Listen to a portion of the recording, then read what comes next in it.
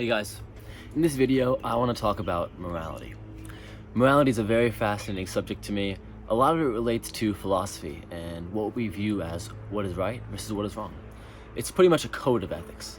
And I want to first start off by explaining the origins of morality, where I believe morality really came from, where we see morality today, and what it might look like in the future.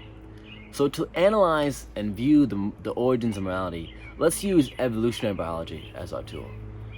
We can do this by first thinking about when did humans really evolve? When did we separate ourselves from our cousins, the Neanderthal, the Homo erectus, and really become the Homo sapien? Someone like Richard Dawkins would say 250,000 years ago, and we'll say 100,000 years ago, somewhere in that range. And what that pretty much tells us is we lived in tribal groups for about 100,000 years or so. Before that, Homo sapiens, as we know, didn't really exist. Part of what allowed us to succeed and thrive and beat out the Homo erectus, the Neanderthal, was the fact that we were a very tightly knit social group. Our social intelligence is actually what makes us so strong. It's not our individual rationality or our ability to think creatively. So understanding that first is a primer. Next, it's important to ask what is important and what is necessary for a society to evolve. What underlays, what underpins the workings of our society? Some may argue that our society is underpinned on a tyrannical patriarchy, and I'm not here to discuss what exactly it is, but I want to explain that for a society to evolve, there's a certain system that is necessary. Certain rules are followed. There's almost a culture that you could say. But what do we know about culture? Culture continues to evolve. Culture continually changes. Similarly, morality continues to evolve just the way that culture does. Some of the things that we see as horrible now and evil were accepted as the status quo 1,000 years ago, even 10,000 years ago. What we can identify is, what are some current trends? What does the future look like as well? Right now, we are in a culture revolution, socially, politically, morally. The very essence of what we think is right or wrong is changing. The ground beneath us is literally shaking. Certain people are now being put on the spotlight as well, especially within sexual assault. Many of the survivors of Shane Dawson, from his racism to sexual assault, you name it. These are absolutely horrible things that are being called out now. Now, a question that we should ask is whether he did those things 10 years ago, 20 years ago, 50 years ago, does it really change the act itself?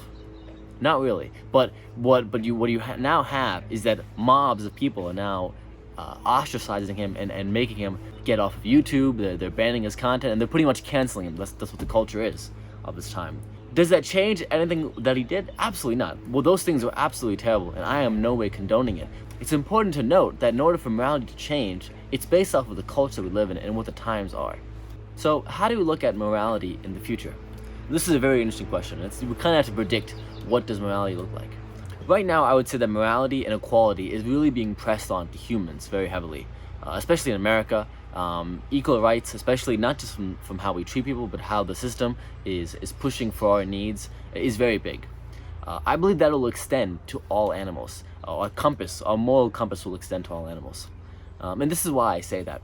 I think that too often we separate humans and animals. Humans are not animals. Humans were above our animalistic nature, and there are so many reasons as to why this kind of argument and this kind of thinking is wrong, but I'll just plainly say that our view towards morality will evolve because we'll understand that animals share so much of our DNA.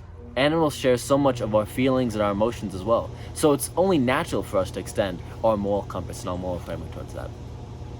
One thing that I also view is how we view things like slave labor, not just in a prison industrial complex, but from developing nations as well. So many companies are profiting off of slave labor, and it'll be very interesting to note how that will change in 10 years and even 20 years. The very essence of a business model will also be under strict scrutiny. For too long, we have seen a business as purely focusing on its profits and not really paying attention to the workers and the livelihood of these workers. But we can extend this view of a business to really the government and the system that we live in.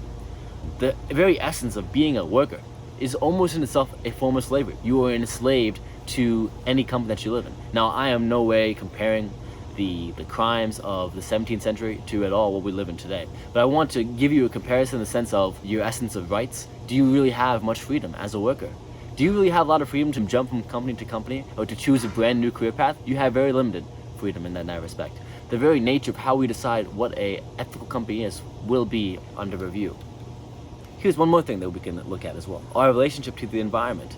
Are we building companies that are sustainable and circular, in the sense that we're using products that are easily biodegradable as opposed to using products that are easily manufactured but have a environmental cost that obviously no one pays for because no one specifically owns the environment. Lastly, I want to touch on something that I've been thinking about recently, which is pets. What is our relationship to pets? Now, I know instantly I'm going to have some reaction as to someone saying, well, I rescued this dog or this cat or whatever the animal might be from a shelter, so I'm not a bad person. I saved this person's life. And I'm not specifically talking to that kind of pet owner, but I'm talking in a more general sense. So often we know of people who get pit bulls and they clip their ears and things of that sort. So I'm speaking to that group primarily. Is having a pet very ethical? I think this is an interesting question. What does a pet do? A pet serves purely for our own pleasure and satisfaction.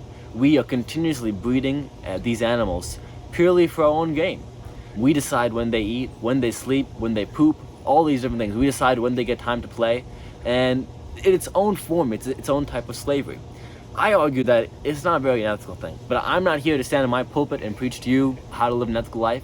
But I think that 50 years from now, our society and our culture will change, and as to what we accept as being right versus wrong. So it's important to think about this.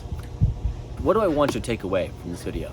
I want you to take away that our view of morality continues to evolve. It's not something that's fixed, and it's not something that you could say is necessarily objective either. We often criticize people from the past very heavily. We denigrate their names, and we put them down in the sense of us taking moral superiority. But is that right?